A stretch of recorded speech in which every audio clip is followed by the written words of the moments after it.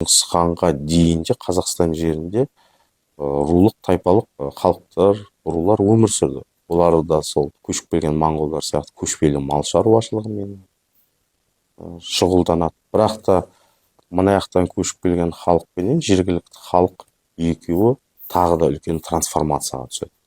200 жылға созылады бұл трансформация. Соңында жергілікті халықтың дүние танымы олардың барлығын басып озып шығады. Себебі оған дейін 150-200 жыл бұрын Қожа Ахмет Яссауи және олардың шәкірттерінің ислам жайлы таратқан құнды дүние танымы трансформацияның арқасында жеңіп шығады.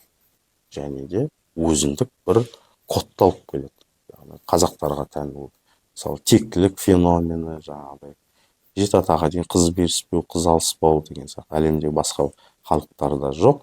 Сол барлығы 200 жылдық трансформацияменен моңғолдардың кейбір салт дәстүрлері көшпелі болғанменен де адамның физиологиялық өсіп-өнуіне кедергі жасайды. Мысалы, жоралғылар болатын болады.